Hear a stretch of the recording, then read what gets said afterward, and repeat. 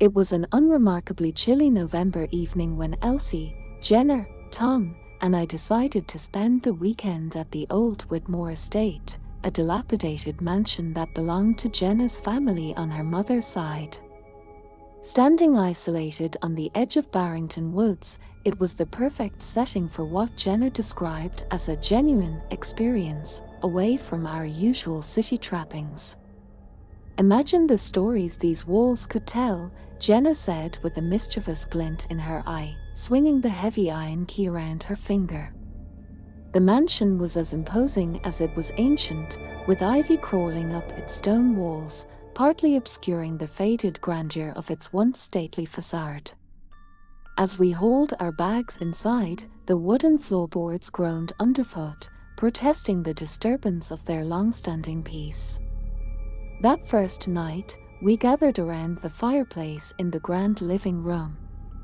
The shadows cast by the fire danced eerily against the walls, creating grotesque shapes that seemed to flicker and move just beyond the edge of sight. "So, Jenna, why exactly has no one lived here for decades?" I asked, my curiosity piqued by the oppressive atmosphere. "According to family lore," Jenna began, her voice low and tinged with excitement, "my great-grandfather was involved in some sort of scandal, something about betrayals and mysterious disappearances among his closest friends who last gathered here. They say the house has been unsettled ever since." Tom chuckled nervously. "Unsettled? You mean haunted?" "Maybe," Jenna shrugged nonchalantly. "They say the spirits of the betrayed are restless, always looking for new friends to confide in or deceive." Elsie rolled her eyes but clutched her blanket closer. "Great, a sleepover in a haunted mansion. What could possibly go wrong?" As the night deepened, the wind outside picked up, howling through the trees like the cries of the lost souls Jenna had spoken about. Inside, the atmosphere grew thick, as if the air itself was saturated with whispered secrets and veiled threats. It was then that Jenna proposed the game. "Let's play Confessions. We each share something real, a secret we've never told anyone. It'll be our way to bond, to ensure that no spirits target us because of hidden betrayals among friends." Reluctantly, we agreed. Tom confessed to a minor theft from his workplace. Elsie admitted to sabotaging a friend's relationship out of jealousy. When my turn came, I shared an old, guilt-ridden memory of lying to my parents about a school trip I never went on. Jenna went last. With a solemn face, she revealed her story. "When I was younger, I pushed a friend into taking the blame for something I did. It ruined her life, and I've always known it was my fault." The air felt heavier after our confessions, charged with our collective guilt and newly shared secrets. "I think it's time to turn in," Tom said uneasily, breaking the lingering silence. We retired to our separate rooms, the hallways echoing with the creaking of the old house settling, or so we told ourselves. I awoke later that night to the sound of whispers. Thinking it was one of the others, I left my room to investigate. The whispers led me down the dark, narrow hallway toward the library, a room we hadn't explored. The door was ajar, and the room beyond was bathed in an unnatural, silvery moonlight. Inside, I saw nothing but felt an overwhelming sense of dread and betrayal. The air was thick with despair, and the whispers grew louder, more insistent. I couldn't make out the words, but the tone was pleading, accusatory. Suddenly, a cold hand gripped my shoulder. I spun around, gasping, but there was nothing there, only the lingering touch of icy fingers on my skin.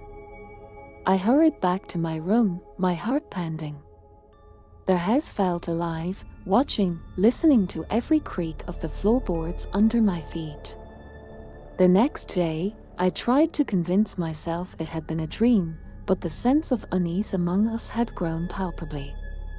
Jenna seemed particularly distracted, often staring into space as if listening to something only she could hear. "Did anyone hear whispering last night?" I asked during breakfast. Jenna's eyes snapped to mine, sharp and calculating. "Why? Did you hear something?" Before I could reply, Tom interrupted, his voice shaky. "We should leave. This place, it's not right." Elsie agreed immediately, but Jenna resisted. "We can't leave, not yet. We have to stay tonight. We just have to." Her insistence was strange, unnerving. But before we could question it further, the power went out, plunging us into an uneasy darkness that felt too deliberate to be mere coincidence.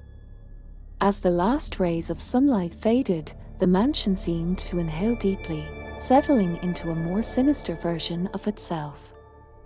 With no electricity, our only source of light came from the candles that Jenna, with eerie foresight, had brought along.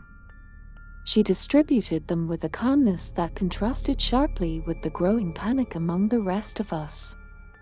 "Tonight, we stick together," Jenna declared as she lit the last of the candles, casting long shadows across the walls of the grand living room where we decided to camp for the night. The flickering candlelight made the room seem alive, the shadows twisting into grotesque forms that whispered of old griefs and betrayals. Every creak and moan of the house tightened the knot of dread forming in my stomach. As we settled into an uneasy silence, the wind outside grew fiercer, the mansion groaning under its assault. The trees scratched at the windows like desperate fingers, the sound unnerving in its persistence. "I heard those whispers too, last night," Elsie suddenly confessed, her voice a mere whisper. "They were saying something about betrayal and revenge." Tom nodded, his face pale in the candlelight. "It felt like they were right next to me, breathing down my neck. I couldn't make out the words, but it felt personal." Jenna's face was unreadable. "Their house knows our secrets now. It feeds on them, perhaps." The statement hung in the air, heavy with implication. What had started as a weekend adventure was quickly turning into a nightmare. We were trapped in a house that seemed intent on revealing our darkest selves. Hours passed with agonizing slowness. The storm outside intensified, thunder rolling overhead like the drumbeats of war. Lightning illuminated the room in stark, white flashes, revealing for a brief moment the fear etched deeply on each of our faces. It was during one such flash that Elsie screamed. We all turned to look at her, hearts racing. She was staring at a corner of the room, her eyes wide with terror. There was someone there," she gasped, pointing shakily. But when the lightning flashed again, there was nothing. Only the same old furniture, draped in shadows that seemed to mock our fear. "It's just the house, Elsie," Jenna tried to reassure her, though her voice trembled. "The shadows are playing tricks on us." But Elson was inconsolable, her eyes darting around the room, as if expecting a ghostly figure to materialize at any moment. As we tried to calm her, the air suddenly grew colder. Our breaths turned visible, misting in the candlelight. Then the whispers started, a soft, insidious murmur that seemed to come from all around us. "Leave, you do not belong," betrayal. The words were clearer now, no longer just whispers but a chorus of angry voices, rising and falling with the wind. The temperature dropped further, and our candles flickered violently, as if struggling against an unseen force. "We need to leave," Tom said, his voice urgent. "We can't stay here. It's not safe." But Jenna was resolute. "We can't. Not yet. I need to know what happened here, why this house is so angry. Angry at what? At us. Elsa's voice was near hysterical. We didn't do anything. We just came here for a weekend. But we brought our secrets, our guilt, Jenna replied, her eyes dark. And maybe that's what it wants. Our confessions, our truths. As we argued, a loud crash echoed through the house, silencing us instantly. It came from the upper floor, the sound of something heavy falling. We exchanged frightened glances. Maybe it's just the storm, I suggested, though my voice lacked conviction. We need to check it out, Jenna said, standing up. We can't just sit here and wait for whatever is happening to come down to us. Reluctantly, we agreed to go together. Holding our candles high, we ascended the grand staircase, the wood creaking ominously under our feet. The storm raged around us, the house groaning with each gust of wind, as if protesting our intrusion into its upper sanctum. At the top of the stairs, the hallway stretched dark and foreboding. Doors lined either side, each one closed, hiding the secrets of the rooms behind them. The air was thick with the smell of mold and something else, something metallic, like blood. We proceeded slowly, our footsteps muffled by the thick carpet. The whispers followed us, growing louder, more insistent. They seemed to be coming from the end of the hallway, where the shadows gathered thickest. As we approached, a sense of overwhelming dread took hold. It felt as though the very air was pressing down on us, heavy with the weight of untold stories. The whispers now sounded like pleading cries, desperate for us to listen, to understand. Jenna paused at the last door on the left. Her hand hovered over the knob, hesitating.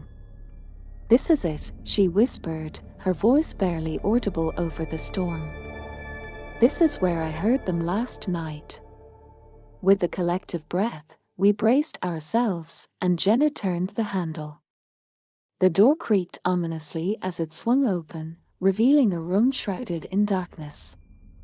Our candles flickered as if to ward off the cold air that rushed out from within.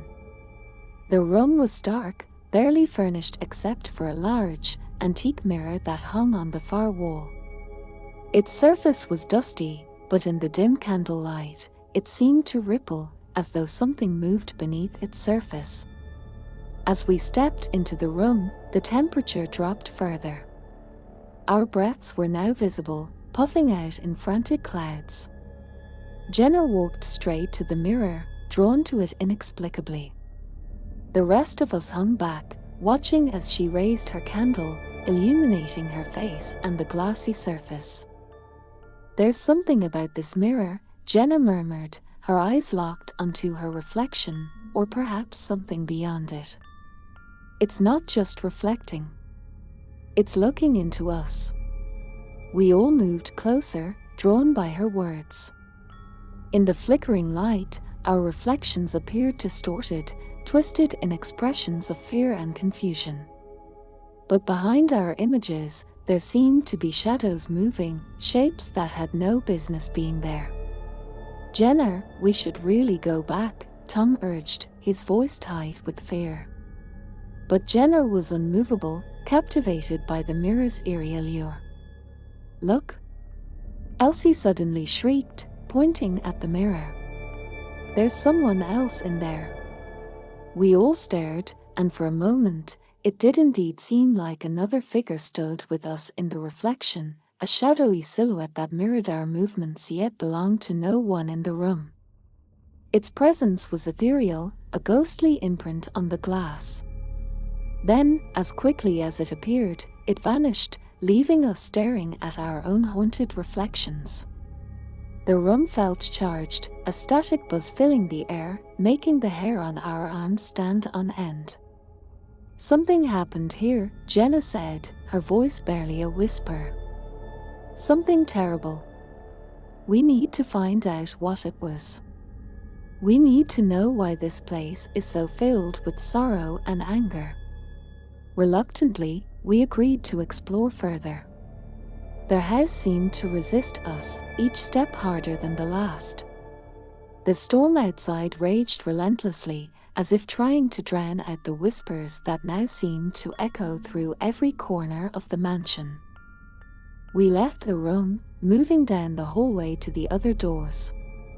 Each room we entered was cold and unwelcoming, filled with old furniture covered in dust sheets, portraits on the walls of people whose eyes seemed to follow us, watching our every move. In the last room at the end of the hall, we found a library, its shelves laden with old books, their leather spines cracked and worn. The air was musty with the smell of paper and decay. It was here that the temperature dropped so suddenly that our candles went out, leaving us in utter darkness. "Something's here," Elsie whispered, her voice trembling with fear. We fumbled for our matches, relighting our candles with shaking hands. When the dim light returned, we saw that the room was larger than we had thought, extending back into shadowy recesses filled with more shelves. And there, in the center of the room, was a large desk with papers scattered across it. As we approached, a gust of wind blew through the room, though no windows were open. The papers fluttered like frantic birds, some falling to the floor. Tom picked up a sheet, holding it close to the candle. "It's a letter," he said, reading aloud. "It's dated 1913. It mentions a betrayal, a gathering of friends, and a curse." The letter trembled in his hands as he read. The writer spoke of a pact gone wrong, of secrets that were supposed to be kept but were spilled, leading to a tragic end. The details were vague, but the tone was clear. Whatever happened had left a scar on this place, a wound that had never healed. Jenna collected the papers, her eyes wide with a mix of fear and fascination. "We need to find out more," she insisted. "There's more to this story, more to this curse. Maybe, just maybe, if we can figure it out, we can put these spirits to rest."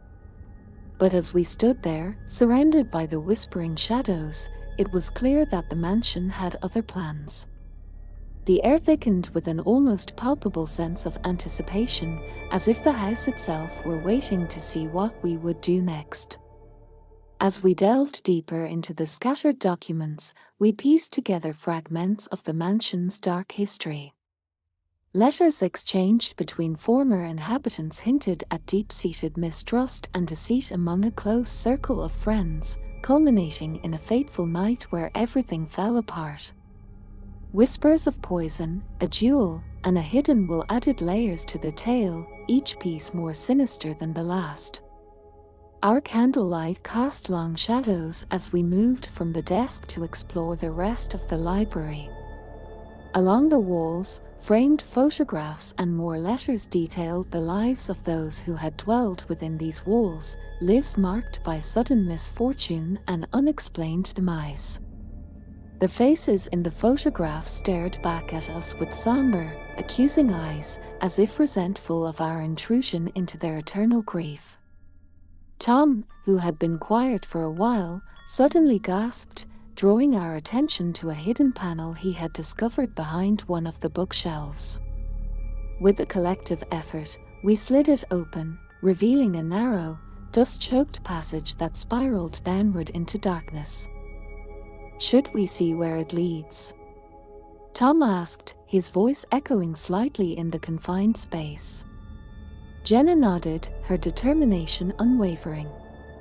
"Yes, this could be it, the heart of the mansion, where all the answers lie." With only our flickering candles to guide us, we descended into the bowels of the estate. The air grew colder with each step, the oppressive silence broken only by our hesitant footfalls and the distant, mournful howling of the wind outside. The passage twisted and turned, its walls lined with ancient stones that whispered secrets of their own. As we reached the bottom, the narrow passage opened into a large, vaulted cellar. The air was thick with the smell of damp earth and mold. In the center, a stone pedestal stood, holding an intricately carved box. It was as if all the sorrow of the house was concentrated here, heavy and overwhelming. Jenna approached the pedestal, her candle casting eerie shadows across the carvings. She reached out, her fingers trembling as they brushed against the cold stone. "Look at this," she said, voice barely a whisper. "This box, it might contain something important." We gathered around as she lifted the lid. Inside, wrapped in a faded velvet cloth, was a diary. Its pages were yellowed with age, the ink faded but still legible. Jenna carefully opened it, and we all leaned in to read the entries. The diary belonged to Elizabeth Whitmore, a name we recognized from the letters upstairs. Her entries detailed the events leading up to the tragic night, revealing the depth of betrayal and the curse she believed had befallen her family as a result. It spoke of a pact made in desperation, a summoning gone awry, and the spirits that were unleashed, spirits that never left the mansion. As Jenna read aloud, the atmosphere in the cellar shifted. The walls seemed to close in, the shadows deepening into something almost solid, as if the past was seeping into the present. "We need to finish this," Jenna stated, a fierce resolve in her eyes. "We need to put things right, not just for us, but for all the souls trapped here." We agreed to continue, driven by a mixture of fear and a desire to end the nightmare. The diary provided clues, cryptic references to a ritual, a way to appease the angered spirits. But it required elements we did not have, things we would need to search for within the mansion. Our decision made, we ascended back to the ground floor, each step heavy with the weight of our task. The storm continued to rage outside, the wind and rain beating against the windows like the angry fists of the betrayed. Back in the library, we began our search for the items mentioned in the diary. As we sifted through the clutter, the house seemed to watch, its presence ever oppressive. The whispers grew louder, more urgent, as if urging us on or warning us away. As we gathered the last of the items, a silver chalice, an old family crest, and a handful of dried herbs, the clock in the hallway struck midnight. The sound was deep, resonant, and with each bong, the temperature seemed to drop, the air growing sharper, more charged. "We need to do this now," Jenna said, her voice echoing strangely in the still air. We set up in the main hall, the heart of the house, where the energy felt strongest. Jenna laid out the items in a precise pattern on the floor, consulting the diary for guidance. We all took our positions around the makeshift altar, our candles casting a protective circle of light in the darkness. As Jenna began the incantation, the house responded. The wind howled louder, the walls creaked ominously, and somewhere in the depths of the mansion, a door slammed shut with a force that sent a shudder through the floorboards.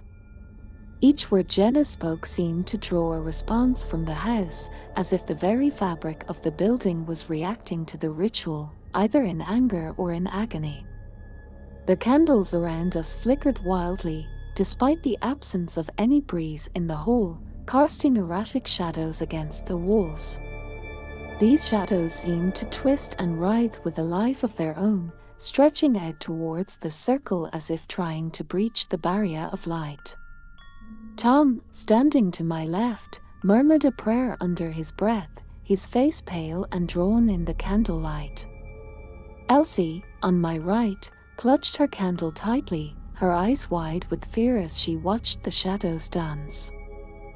As Jenna reached the climax of the incantation, a palpable tension filled the air, a static charge that made the turn to visible mist, swirling around us in thin, ghostly ribbons. The ground beneath us seemed to tremble, a low, rumbling vibration that suggested the awakening of something long dormant. Suddenly, the center of our makeshift altar glowed, a soft, pulsing light emanating from the silver chalice. The light grew, spilling over the edges of the chalice and flowing across the patterned floor like liquid silver, tracing the lines and curves of the symbols Jenner had arranged. The walls of the mansion groaned louder now, a mournful, eerie sound that matched the wail of the storm outside. Thunder crashed, so close and so loud that it felt as though the sky itself were splitting apart. In that instant, the candle flames leapt up, a flare of bright light that momentarily banished all shadows. Then, from within the light, shapes began to form. Figures, transparent and shimmering like mirages, stepped forward. They were the spectral forms of those long lost, their features blurred but their presence unmistakable. Each ghostly figure moved with purpose towards the circle, their eyes, hollow and endless, fixed upon us. Jenna continued her chant, her voice now a commanding echo that filled the space, rising above the storm. The spectral figures stopped at the edge of the light, their forms wavering as if struggling against an unseen force. As the incantation reached its final, desperate plea, a sudden silence fell. The thunder ceased, the wind died, and even the restless house seemed to hold its breath. The spectral figures shimmered intensely and then, one by one, began to fade. As they disappeared, their faces seemed to soften, the expressions of anguish and betrayal giving way to peace. The light from the chalice dimmed and then extinguished, plunging us back into candlelit darkness. A heavy, oppressive weight lifted from the air, as if a long-held breath had been finally released. We stood there in silence, each of us processing the night's unearthly events. The house now felt different, quieter, almost empty, as if the spirits that had once dwelled within had finally found the release they had been denied for so long. Jenna let out a long, slow breath, her shoulders lumping with relief. "It's done," she said softly, almost in disbelief. "We did it. They're gone." We looked at each other, our faces weary but relieved.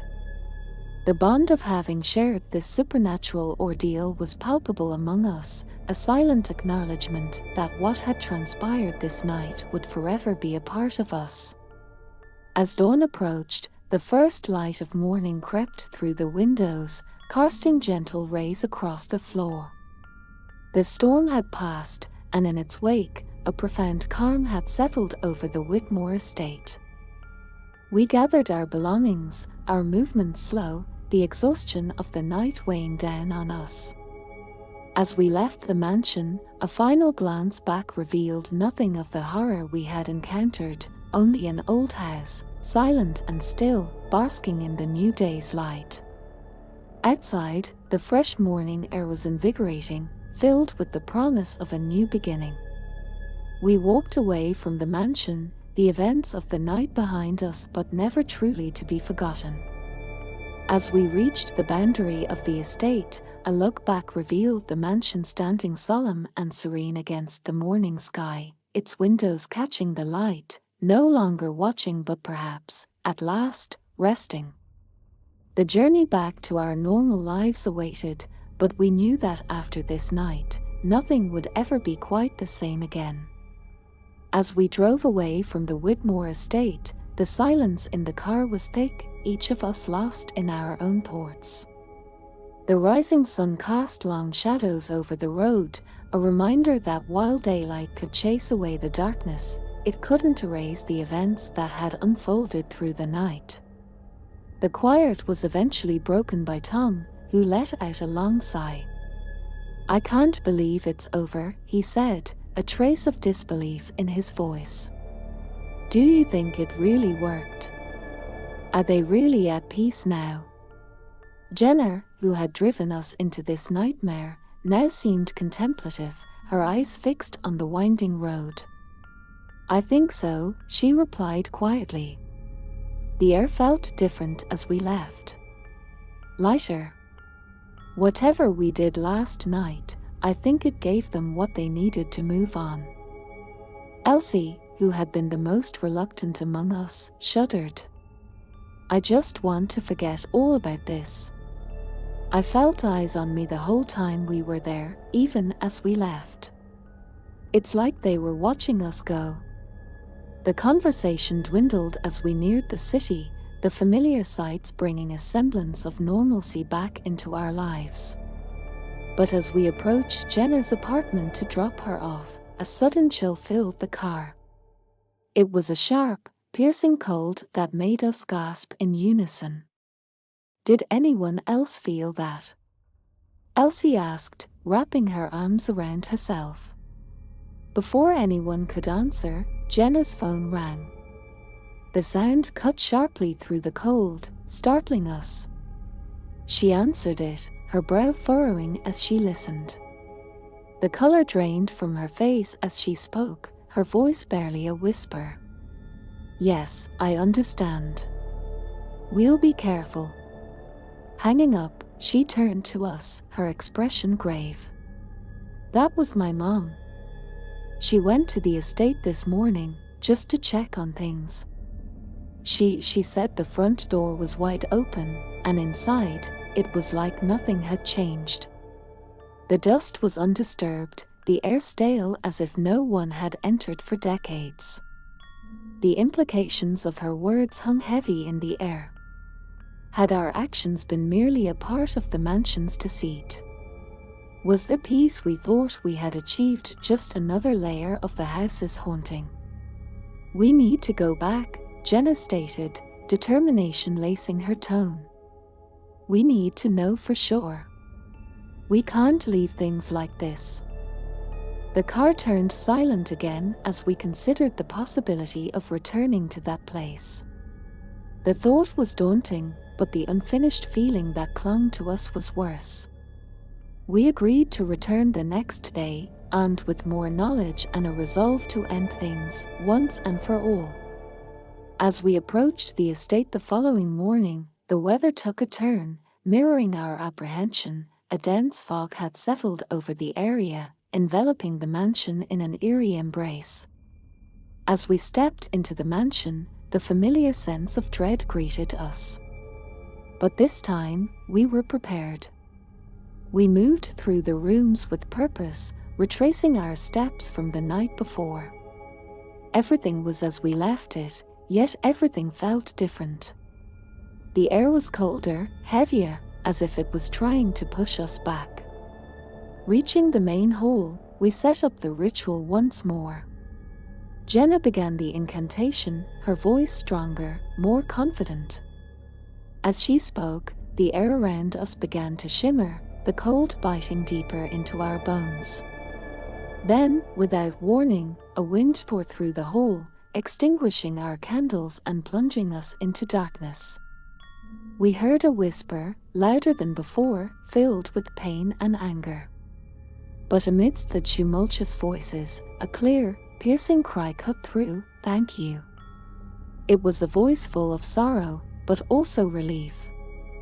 As quickly as the storm had risen, it abated. A profound silence fell over the house, deeper than any we had felt before. When we finally managed to light our candles again, the oppressive atmosphere was gone. The air was clear, as if a great burden had been lifted. We left the mansion for the last time, the door closing softly behind us. As we walked away, a sense of completion filled us. This time, we knew it was truly over. The spirits were at peace, and the mansion, once a place of dread and whispers, stood silent and serene under the clearing sky. Our journey back was quiet, each of us lost in our own relief. The experience had changed us, bound us in ways we could never have anticipated. As we went our separate ways, a part of us would always remain at the Whitmore estate, a testament to the night we faced our fears and laid restless spirits to rest. Their haunting was over, but the memories, both terrifying and awe-inspiring, would linger, whispers in the back of our minds, a haunting conclusion to a night of true terror.